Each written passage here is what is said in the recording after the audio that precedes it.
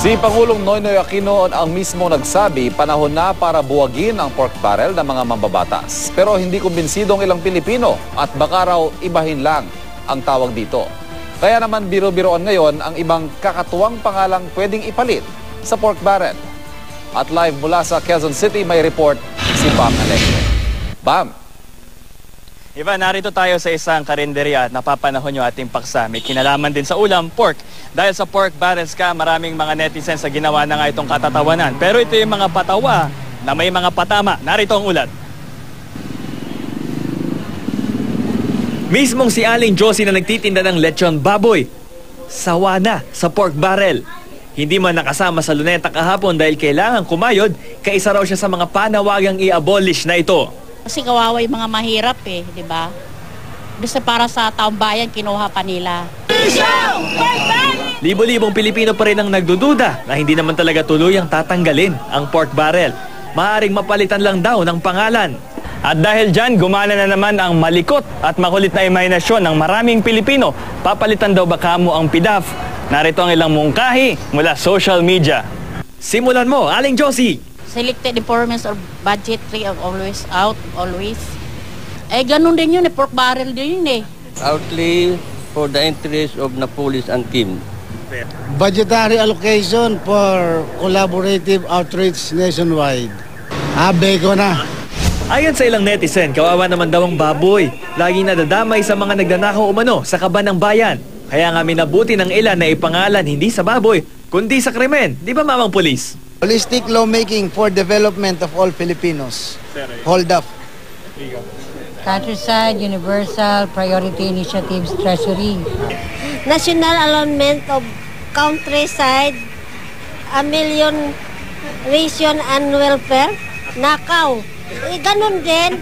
May ilang suwestyon naman na tila ba may patutsada. Benigno Aquino Development Assistance Fund. Badap. President Aquino's nationwide outlay for transparency. Pag binuo po is panot. Ang panawagan naman ng ilan, kung aalisin ang pork barrel, abay dapat pati raw ang tinatawag na Presidential Pork o PSF, Presidential Social Fund. Actually, mali dyan ang target kasi walang pork barrel ang executive branch. Dahil by constitution mismo, sila naman talaga ang may mandate magasta. Dapat nandun lang yan sa framework ng transparency and accountability. Pero sa pananaw ng isang political analyst, mahihirapan daw alisin ang pork barrel ng mga mambabatas dahil malalim ang ugat nito.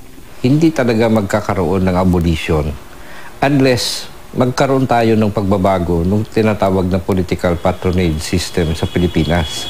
Ang kaibahan po ngayon, dati yung 70 million, hindi mo alam kung anong gagawin ng kongresista.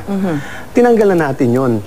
Ang gagawin lang niya, titingnan niya kung anong mga pangangailangan sa kanyang distrito at ipopropose niya ang mga mas mahalaga.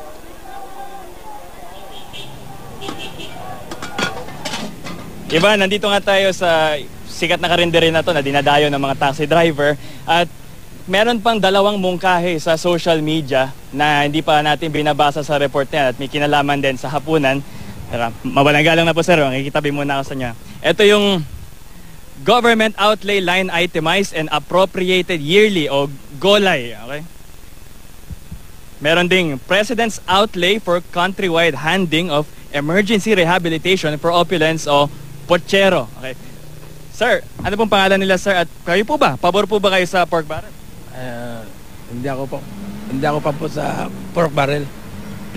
Kasi walang nakikitang anong tawag niyan? Walang nakikitang mabuti. Pero yung ulam nyo parang pork. Yun lang. Yan ang latest dito. Balik sa'yo, Ivan. Bam, kitang-kita yung characteristics ng mga Pilipino na kahit nakakagalit, nakakalungkot na balita nakukuha nating pagtawanan. Pero isang sakit ng mga Pilipino, Bam, yung madaling makalimot. Sa tingin mo sa taas ng awareness ngayon ng mga tao sa pork barrel at sa katiwalian nangyayari dito, is it enough yung awareness na yan na magiging mas mahirap para sa ating mga mabatas na ibulsa ang pondo na yan? Ivan, ayon sa ating nakausap na historian, kung meron mang ganitong mga increased awareness. Ang kailangan daw dito yung kumbaga follow through. Kailangan daw laging itong i-follow up ng mga tao. At sa tulong ng teknolohiya katulad nga ng social media na mismong ginagamit ngayon sa katatawanan, pwede rin itong gamitin para palagi ang kalampagin at monitorin ng ating mga lokal na pamahalaan. At pati yung mga nasa legislative and executive branches ng ating pamahalaan. Ivan? At yun nga nabanggit din ni Mon Casiple, yung political analyst na nakausap mo, hindi yata posible na matanggal totally itong pork barrel na ito. Ito yung kanyang analysis dahil ito daw ay hindi talaga tuluyang mabubuwag hanggang hindi matatanggal yung sinatawag na patronage sa politika. Ito daw yung matagal na tong problema sa ating politika, yung patronage, yung padri-padrino, hanggang sa hindi raw talaga ito tuluyang nabubuwag, mahihirapan daw at magkakaroon din daw in some form, magkakaroon pa rin daw ng ganitong discretionary use of funds na sa ngayon ang form nito ay pork barrel. Diba? Tulad nga na nabanggit mo, Bam, sana ay magkaroon tayo ng follow-through at masustain ang awareness ng mamamayang Pilipino tungkol sa isyong yan. Maraming salamat sa iyo, Bam Alegre.